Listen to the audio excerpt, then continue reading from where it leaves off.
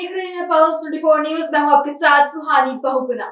हुबली के कसाबा page police station की team ने इंस्पेक्टर राघवेंद्र हल्लूर के नेतृत्व में 24 घंटे के भीतर भाभी की हत्या के आरोपी नाशीर को गिरफ्तार कर लिया।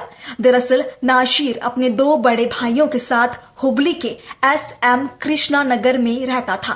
परिवार में पिछले कुछ दिनों से संपत्ति को लेकर विवाद चल रहा था, जो बढ़ते बढ़ते गंभीर झगड़े में बदल गया। मंगलवार को इसी विवाद के दौरान नाशीर ने गुस्से में आकर अपने भाई पर चाकू से हमला करने की कोशिश की। झगड़ा शांत कराने पहुंची भाभी साजिया को रोकने के प्रयास में नाशीर ने उनकी गर्दन पर चाकू से वार कर दिया, जिससे उसकी मौके पर ही मौत हो गई। घटना के बाद साजिया का खून सड़क पर फैलते हुए देख नाशीर घबरा गया और बाइक पर बैठकर हुबली से फरार हो गया। घटना की सूचना मिलते ही कसाबा पेज पुलिस ने त्वरित कार्रवाई शुरू की। पुलिस को जानकारी मिली कि नाशीर गडक और आसपास के इलाकों में छिपा हुआ है। इंस्पेक्टर राघवेंद्र हल्लूर और उनकी टीम ने गुप्त सूचना के आधार पर आरोपी को गिरफ्तार कर लिया। ಹುಬ್ಬಳ್ಳಿ ಧಾರವಾಡ ಕಮಿಷನರೇಟ್ ವ್ಯಾಪ್ತಿಯ ಕಸಬಾಪೇಟೆ ಪೊಲೀಸ್ ಠಾಣೆಯಲ್ಲಿ ನಿನ್ನೆ ರಾತ್ರಿ ಸುಮಾರು 10 ಗಂಟೆ ಸಮಯದಲ್ಲಿ SM ಕೃಷ್ಣನಗರ ಆ ಏರಿಯಾದಲ್ಲಿ ಸಾಜಿದಾ ಅನ್ನುವಂಥ ಸುಮಾರು 30 ವರ್ಷ ವಯಸ್ಸಿನ ಒಬ್ಳು ಹೆಣ್ಮಗಳಿಗೆ ಹಲ್ಲೆ ಆಗಿದೆ ಅನ್ನುವಂಥದ್ದು ಮಾಹಿತಿ ಬಂತು. ನಂತರ ಆಸ್ಪತ್ರೆಗೆ ಆಕೆಯನ್ನ ಶಿಫ್ಟ್ ಮಾಡುವಂಥ ಸಂದರ್ಭದಲ್ಲಿ ಬ್ರಾಡ್ ಡೆಡ್ ಅಂತ ಡಿಕ್ಲೇರ್ ಮಾಡಿದ್ದಾರೆ.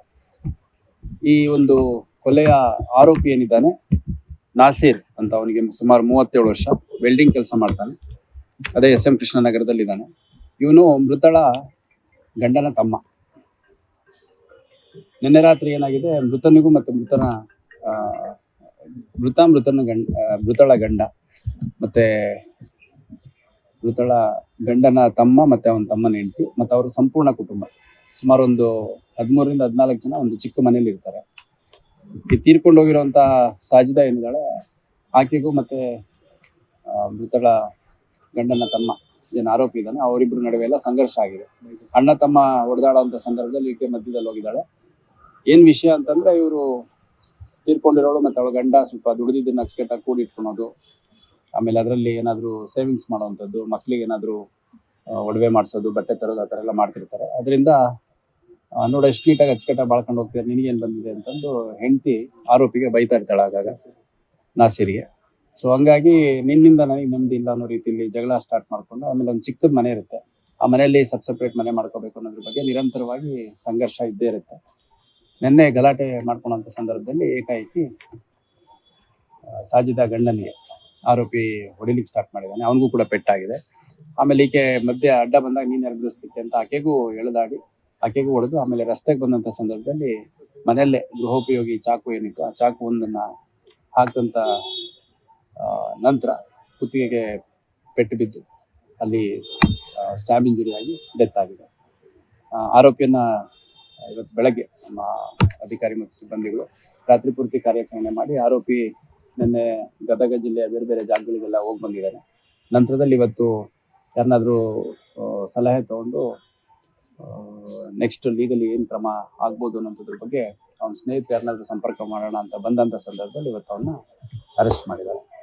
ಆರೋಪಿನ ನ್ಯಾಯಾಲಯದ ಮುಂದೆ ಹಾಜರು ಮಾಡಿ ಮತ್ತೆ ಕಸ್ಟಡಿಗೆ ತಗೊಂಡು ಯಾವ ಕಾರಣಕ್ಕೆ ಆಯ್ತು ಅನ್ನೋದು ಇನ್ನೂ ಸ್ಪಷ್ಟವಾಗಿ ತಿಳ್ಕೊಳ್ಳೋಂಥ ಕೆಲಸ ನಮ್ಮ ಅಧಿಕಾರಿ ಸಂಬಂಧ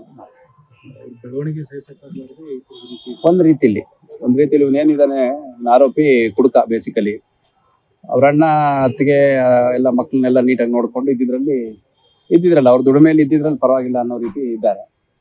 ಸೊ ಇವನ್ ಆರೋಪಿ ಹೆಂಡತಿ ಆಗಾಗ ಇವ್ರು ರೆಫರೆನ್ಸ್ ಕೊಡುವಂಥದ್ದು, ನಿಮ್ಮಣ್ಣ ಅತ್ತಿಗೆ ಎಲ್ಲ ಎಷ್ಟು ಚೆನ್ನಾಗಿರ್ತಾರೆ ನೋಡಿ, ನಿಮ್ಮಣ್ಣ ಎಷ್ಟು ಚೆನ್ನಾಗಿರ್ತಾನೆ, ಮಕ್ಳ ಬಗ್ಗೆ ಕಾಳಜಿ ಮಾಡ್ತಾನೆ ಅಂತೆಲ್ಲ ಕಂಪ್ಯಾರಿಸನ್ ಮಾಡಿದ್ರಿಂದ ಇವನು ಕುಡಿದು ಗಲಾಟೆ ಮಾಡುವಂಥದ್ದು ಸ್ವಾಭಾವಿಕ ಆಗಿತ್ತು ಅವರಲ್ಲಿ.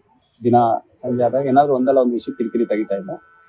ನಿನ್ನೆ ಈ ಒಂದು ಘಟನೆ, ಅದ್ರ ಬಗ್ಗೆ ಇನ್ನು ಚೆಕ್ ಮಾಡಿಸ್ಬೇಕು. ಸರ್, ಕೊಲೆ ಮಾಡೋ ಉದ್ದೇಶದಿಂದನೇ ಚಾಕು ತಗೊಂಡು? ಆಬ್ವಿಯಸ್ಲಿ ಚಾಕು ತಗೊಂಡು ಸುಮ್ಮನೆ ಎದುರಿಸ್ಲಿಕ್ಕೆ ಅಂತ ಬರಲ್ಲ. ಎದುರಿಸ್ಲಿಕ್ಕೆ ಬರೋರಂತೂ ಯಾರು ಹಾಕೋದಿಲ್ಲ. ಅಲ್ಲ, ಅವ್ರ ಅಣ್ಣನ ಮೇಲೆ ಅಸಾಲ್ಟ್ ಮಾಡಿದ್ದಾನೆ, ಮತ್ತೆ ಅಣ್ಣನಿಗೂ ಪೆಟ್ಟು ಬಿದ್ದಿದೆ. ಆಮೇಲೆ ಅದಾದ್ಮೇಲೆ ಈ ಒಂದು ಕೃತ್ಯ ಆದ್ಮೇಲೂ ಕೂಡ ಮೃತಳು ಸಾಜಿದಾ ಇದ್ದಾಳೆ, ಅವಳ ಬ್ರದರ್ ಅವರೆಲ್ಲ ಅಲ್ಲೇ ಸುತ್ತಮುತ್ತ ಓಡಾಡ್ತಿರೋಂಥ ಸಂದರ್ಭದಲ್ಲಿ ಹಿಂಗಾಗಿದೆ ಇನ್ಸಿಡೆಂಟ್ ಅಂತ ಅವನ್ನ ವಶಕ್ಕೆ ತಗೊಳ್ಲಿಕ್ಕೆ ಹೋದಾಗ ಅವ್ರ ಮೇಲೂ ಕೂಡ ಹಲ್ಲೆ ಮಾಡಿದ್ದಾರೆ. ಅದು ಒಂದು ಪ್ರತ್ಯೇಕ ಪ್ರಕರಣ ದಾಖಲಾಗಿದೆ. ಮೃತಳ ಮಗಳ ಮೇಲೆ ಕೂಡ ಅಟ್ಯಾಕ್ ಮಾಡಕ್ ಹೋಗಿದ್ದ ಅಂತ ಈಗ ಅಲ್ಲಿ ಯಾರ್ಯಾರು ಸಿಗ್ತಾರೋ ಎಲ್ಲರಿಗೂ ಟ್ರೈ ಮಾಡಿದ್ದಾನೆ. ಚಾಕು ಯಾರ್ಯಾರಿಗೆ ಎತ್ಲಾಗುತ್ತೋ ಎಲ್ಲ ಬೀಸ್ಲಿಕ್ಕೆ ಟ್ರೈ ಮಾಡಿದ್ದಾನೆ. ಆಮೇಲೆ ಅವತ್ತು ಹೇಳಿದ್ದಾನೆ ಕೂಡ, ನಾನು ನೀವು ಒಬ್ಳಿಗೆ ಪೆಟ್ಟು ಬಿತ್ತಲ್ಲ, ಪೆಟ್ಟು ಬಿದ್ದ ತಕ್ಷಣ ಇವಳು ಒಬ್ಳಿಗೆ ಅಲ್ಲ ಇನ್ನು ಎಲ್ಲರಿಗೂ ಹಾಕ್ತೀನಿ, ಸ್ವಲ್ಪ ಹಿಂಗೆ ಹೊರಗಡೆ ಹೋಗಿ ಬರ್ತೀನಿ, ಮತ್ತೆ ಬರೋ ಅಷ್ಟೊತ್ತಿಗೆ ಯಾರ್ಯಾರು ಇರ್ತೀರಿ ಅವ್ರಿಗೆಲ್ಲ ಅಸಾಲ್ಟ್ ಮಾಡ್ತೀನಿ ಅಂತಾನೆ ಬೆದರಿಕೆ ಹಾಕಿ ಹೋಗಿದ್ದಾನೆ.